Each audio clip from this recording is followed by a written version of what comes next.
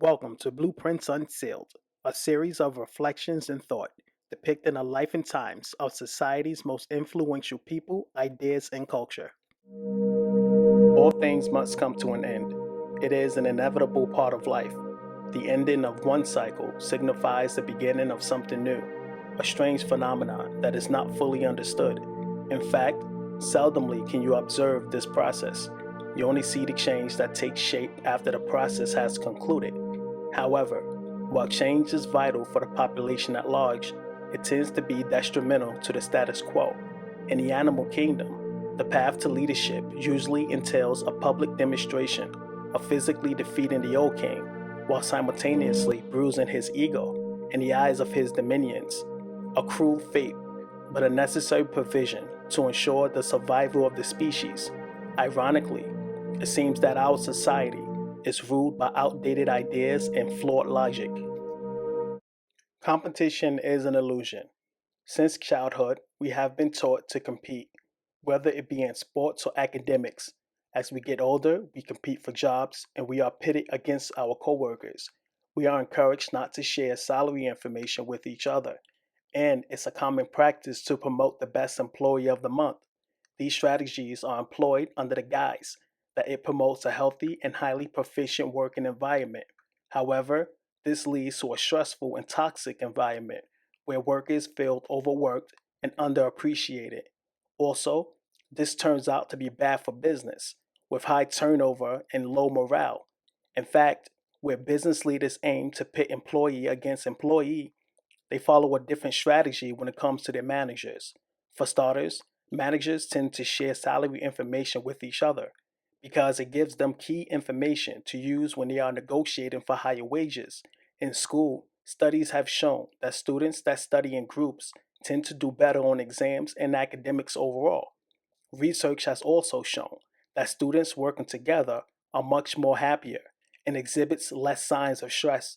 This is why high-tiered schools focuses on group learning, while lower performing schools focuses on competition amongst students. It turns out the changes in the brain that lead to Alzheimer's disease begin decades before symptoms arise. There is some suggestion, right, that even if you're destined to develop Alzheimer's in the future, that if your blood vessels in your brain are wide open, if you're doing everything you can to keep heart healthy, that it might actually push it off. It might actually delay it. I think there's no question now that we can say, and I don't think we could have said this 5, 10 years ago, that there are things we can do that involve lifestyle changes that could absolutely delay the progression of dementia and even reverse it. There's an old saying that while the brain craves complexity, the heart yearns for simplicity. In fact, when you synchronize the two, you will increase the keen senses. However, our society is driven mostly from the mindset of complicating everything and fixing nothing. For instance, when we feel sick or unwell, we tend to seek out medicine and vitamins in order to get over whatever illness has infected the body. However, science has proven that the best and only effective way to heal the body is through proper rest, hydration, and letting the body take its natural course to heal itself. In fact, in our society, the system is designed from a top to bottom approach, whereas workers are mostly viewed as fixed labor costs, and allowing time off for any reason is not really a priority. It is a well known fact that most medicines are designed to mask the symptoms of an illness and not to get rid of the cause. Perhaps this is the reason why people become sick, and they remain that way for a long time, even when the symptoms are no longer present. Our relationship with nature stems from our past experiences. It is speculated that the plagues and dark ages that Europeans went through played a major role in shaping their cultural relationship with nature. The death toll they faced due to the plagues and illnesses were viewed as punishment from God and nature. Therefore, one can view their relationship with nature as a watcher of sort, and when bad things occur, it's because they have sinned. On the other hand, the natives viewed the nature as the giver of life. They observed nature as a symbiotic networks of life that seamlessly flows between plants, animals, and just about all living things. This meant that whenever they felt ill, they relied on natural remedies provided by nature to heal them, whereas the Europeans put their trust in doctors and artificial medicine. What's interesting is that today we will call the European way modern medicine, while we deem the native way as holistic or herbal medicine.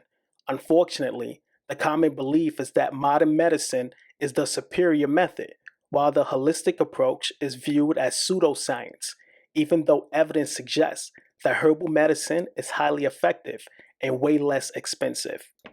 Scientists will be the first to tell you that no two snowflakes are alike. I couldn't agree with them more. But more importantly, no two persons are alike.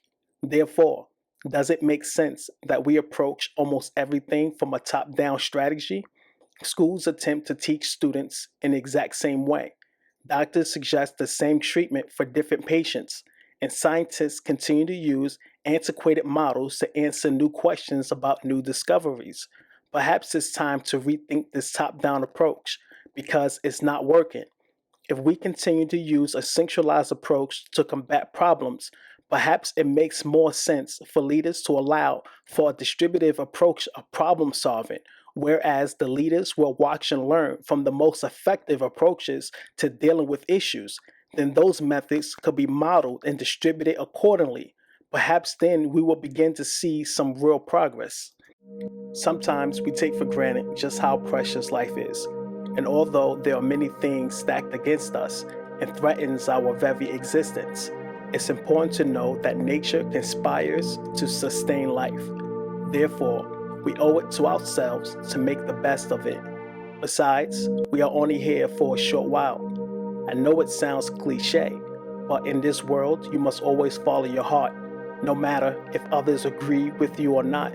So in the end, I don't believe for a second that we were designed to fail. In fact, our existence is purposeful, even if we can't comprehend it. But if we search deeper, we will eventually triumph. Thanks for watching. Please consider supporting the channel by hitting the like button and subscribing.